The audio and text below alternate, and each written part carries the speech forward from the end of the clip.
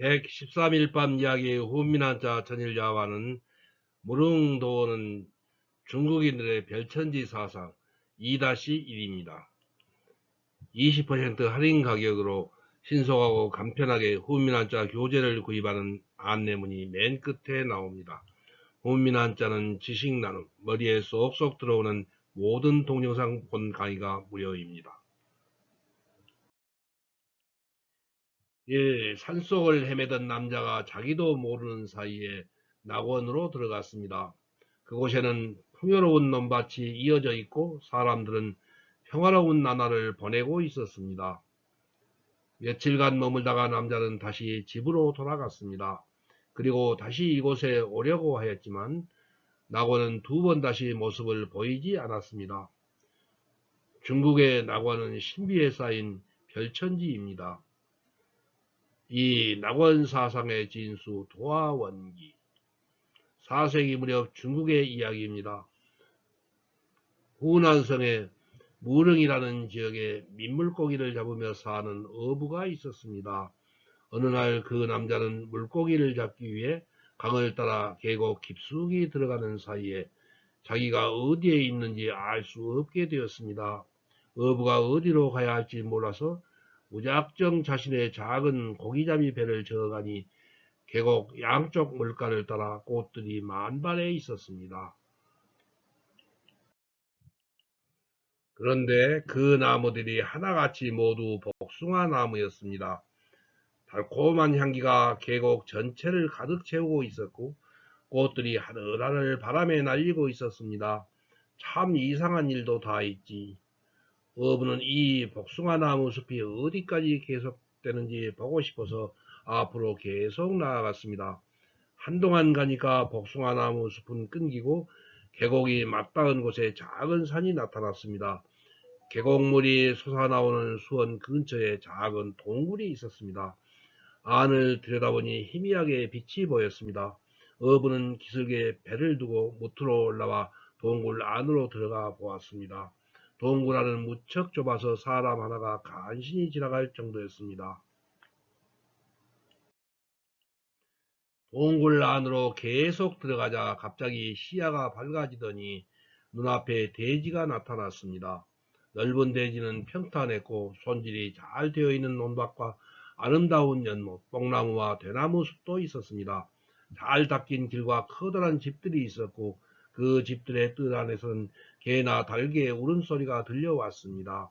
사람들이 입고 있는 옷들도 세상 사람들과 다를 것이 없었습니다. 백발이 성성한 노인이나 머리를 따온 아이들도 한가롭고 즐거운 모습이었습니다.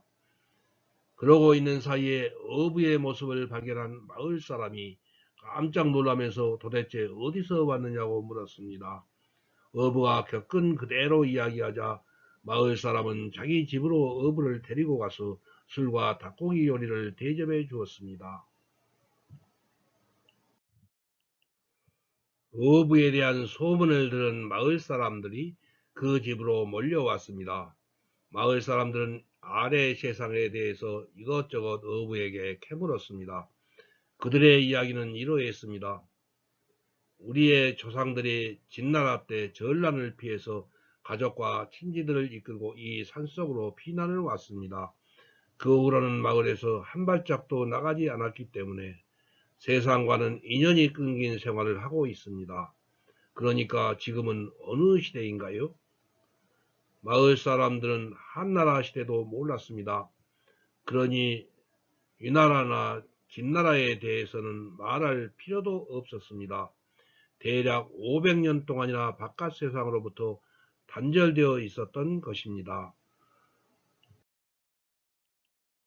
어부가 자신이 알고 있는 일에 대해서 이것저것 설명하자 마을 사람들은 놀라서 그저 한숨만 내쉴 뿐이었습니다.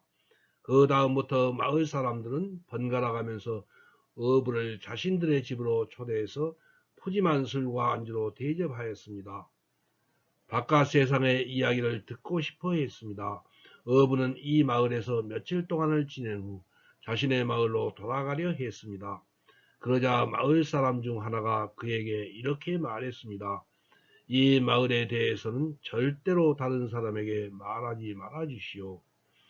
어부는 마을을 나와서 원래 장소에 있던 배를 타고 오면서 도중에 표시가 될 만한 곳을 여기저기 눈여겨보며 자신의 마을로 돌아왔습니다. 그리고 마을 관리에게 자초지종을 보고했습니다. 관리는 이 이야기에 관심을 가지고 어부에게 부하를 동행시켜서 마을을 찾으려 했습니다. 그러나 복숭아꽃이 만발해 있는 그 평화로운 마을은 끝내 찾을 수가 없었습니다. 이상이 중국의 시인인 도연명이 쓴 도화원기의 줄거리입니다. 이것이 무릉도원 전설의 기원이라 할 수 있습니다. 이 글은 단순히 이상향을 그리는 우화가 아니라 어쩌면 길을 잘못 들어서 들어갈 수도 있을 것 같은 현실감을 가지고 있습니다. 이 마을에는 금은 보화로 치장된 궁전도 없고 이상한 현상도 없으며 일반인들이 무척 친근감을 느낄 정도로 서민적인 장소입니다. 더구나 이 낙원은 보통 사람들도 걸어서 갈 수 있게 일반적인 땅과 연결된 장소에 있습니다. 다만 그곳에는 모든 사람들이 꿈꿀 만한 평화로운 전원 풍경과 함께 만발한 복숭아꽃과 동굴이라는 별천지다운 이미지가 포함되어 있습니다. 이런 점이 이 이야기의 매력인 것입니다. 깊은 산속에 숨어있는 비경이라는 이미지는 훗날 중국인들에게도 매우 강한 인상을 주어서 이를 주제로 한 신화, 문학, 그림 등 많은 작품들이 쏟아져 나왔습니다. 중국에 그치지 않고 한국이나 일본에까지 이 도화원기가 번역되었고 이 글에 영향을 받은 문인들도 적지 않았습니다. 물론 이 작품은 도연명의 재능이 있었기 때문에 그만큼 평가를 받은 것입니다. 그 외에도 굴 속에 중국의 전통적인 사상이나 종교, 나아가서는 문화적 배경이 짙게 배어있는 장치가 여기저기에 숨어있는 것도 빼놓을 수 없는 매력입니다. 이는 중국적 발상에 의한 낙원의 진술을 모아놓았다고 할 수 있습니다. 이에 대해서 지금부터 소개하고자 합니다. 이 도원경, 영적인 열매 복숭아. 우선 어부가 낙원에 가까이 갔을 때 계곡 양쪽으로 빽빽하게 복숭아 나무 숲이 늘어서 있는 풍경이 나타났습니다. 만발한 꽃들이 숨 막힐 정도로 아름다웠다고 합니다. 이 복숭아라는 나무는 중국에서 천계와 밀접한 관계가 있습니다. 중국의 도교는 전통적인 종교인데 이는 옛날부터 전해 내려오는 민간 전승을 흡수하면서 사람들 생활에 깊이 침투해 있습니다. 도교 또는 전해 내려오는 이야기를 보면 복숭아는 중국인들에게 매우 영적인 힘이 강한 과일입니다. 복숭아는 여성이 연상되고 타산, 생명력, 장수의 상징이 됩니다. 복숭아는 악령을 쫓아내는 효과도 있다고 여겼습니다. 물론 이는 보통 과일밭에서 나는 복숭아가 아니라 신선이 사는 신선마을 곧 신선향에서 자라는 복숭아, 즉 선과였을 때의 이야기입니다. 이런 발상은 켈트 사회나 기독교 세계에서 나오는 사과에서도 볼 수 있습니다. 참고로 복숭아가 주목을 받는 것은 중국 문화권에 한해서이고 서구에서는 일반적으로 여성 원리 또는 결혼이라는 뜻은 있지만 그다지 중요시되는 일은 없습니다. 전해오는 이야기에 따르면 천계에서 이 복숭아를 관리하는 것은 서왕모라는 여신입니다. 수많은 여성신 중에서도 능력과 권력이 있어서 최고의 지위에 있는 미녀입니다. 서유기에는 천계의 반도원이라는 이름의 복숭아 과수원을 가지고 있답니다. 그곳에서 직접 복숭아를 가꾼다고 합니다.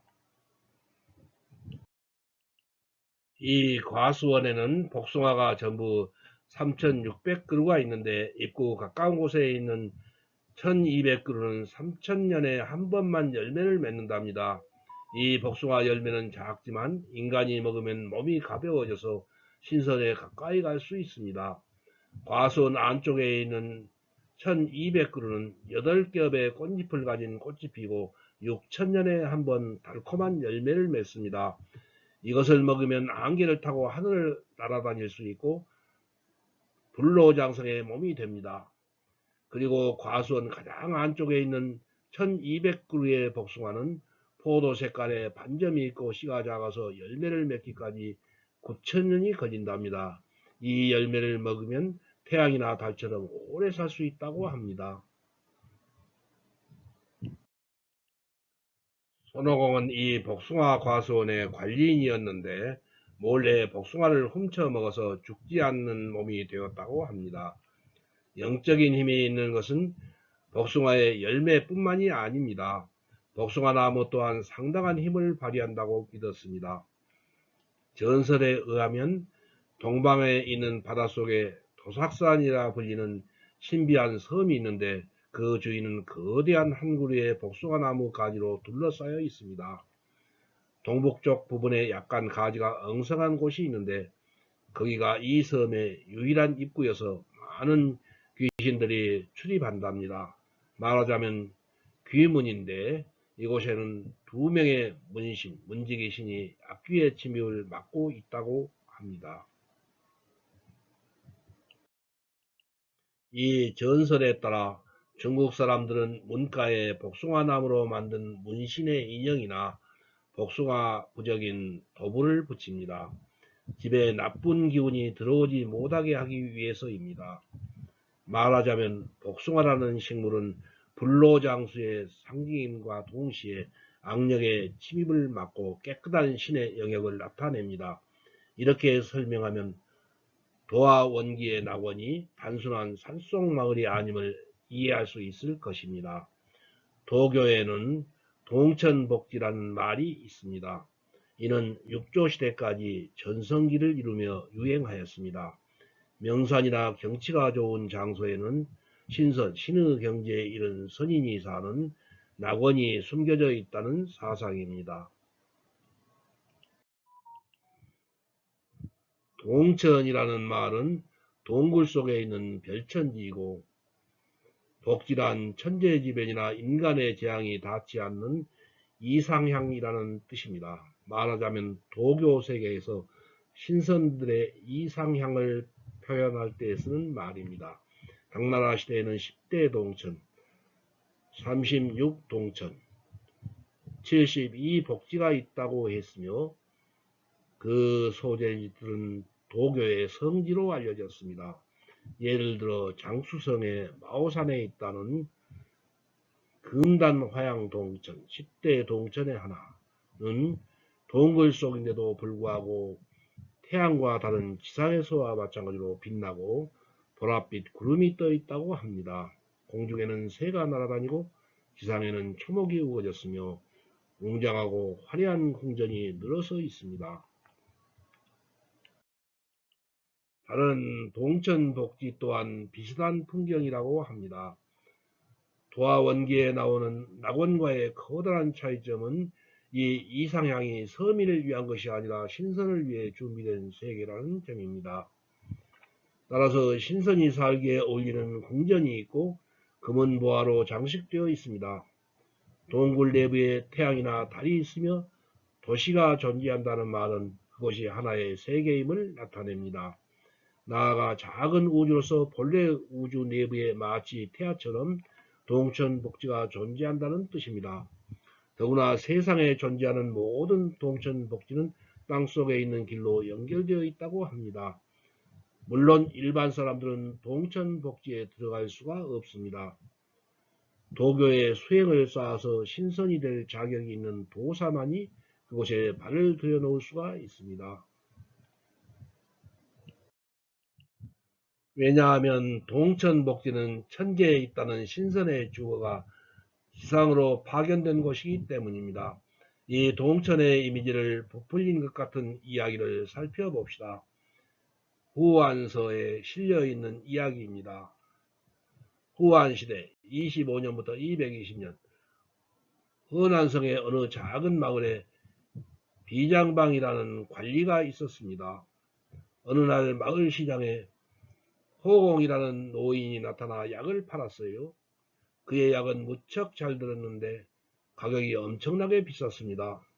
그러나 그는 돈에 집착하는 것이 아니라 가난한 사람들에게는 돈을 받지 않고 약을 주기도 했습니다. 더구나 그렇게 번 돈을 모조리 가난한 사람들에게 나눠주었습니다. 비장방은 이 노인에게 흥미를 느껴서 매일 그를 관찰하게 되었습니다.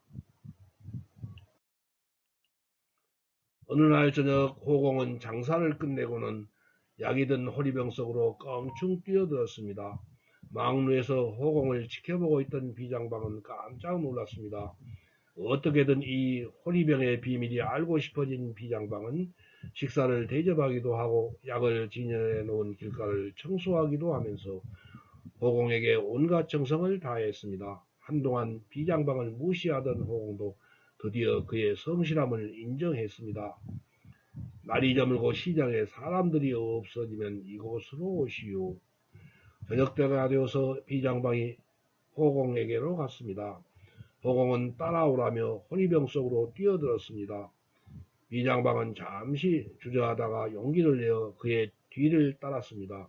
그 호리병 속에는 믿을 수 없는 광경이 펼쳐져 있었습니다. 커다란 마을이 있었던 것입니다.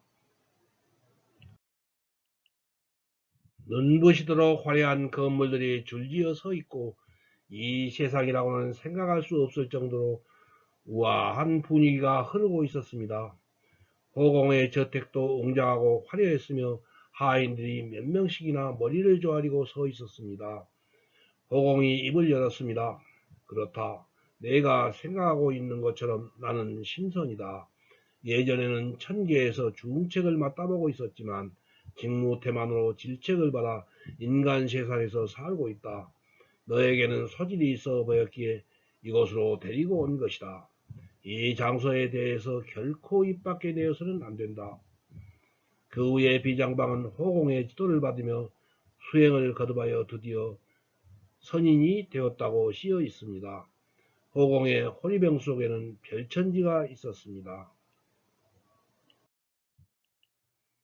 다른 말로 하면 호리병이 우주를 삼켰다고 해야 할까?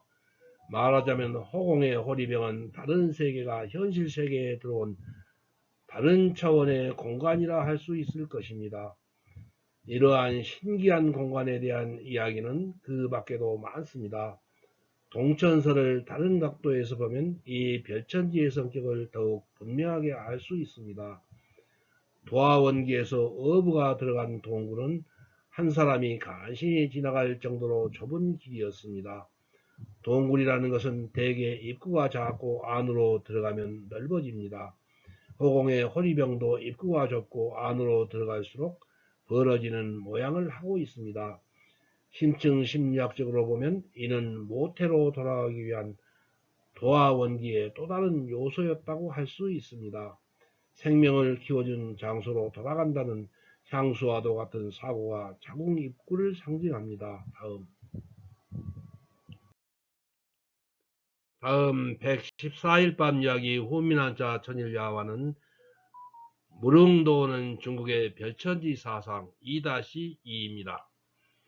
오른편 할인 가격으로 교재를 주문하시고 교재 떼금은 택배로 책을 받으신 다음에 입금하세요. 2. 주소, 성명, 전화번호, 책명, 가격을 문자 메시지로 김종호 010-6258-1192로 보내주세요. 답변을 보낼 것임. 3. 교재는 오후 3시 이전에 신청하시면 바로 다음날 받으시게 하겠습니다. 토, 일, 공휴일은 수년. 4. 입금 계좌 번호는 교재 뒷표지 안쪽에 있어요. 낙권 구매는 교보문고 예스24 인터파크 알라딘에서 구입하시기 바랍니다.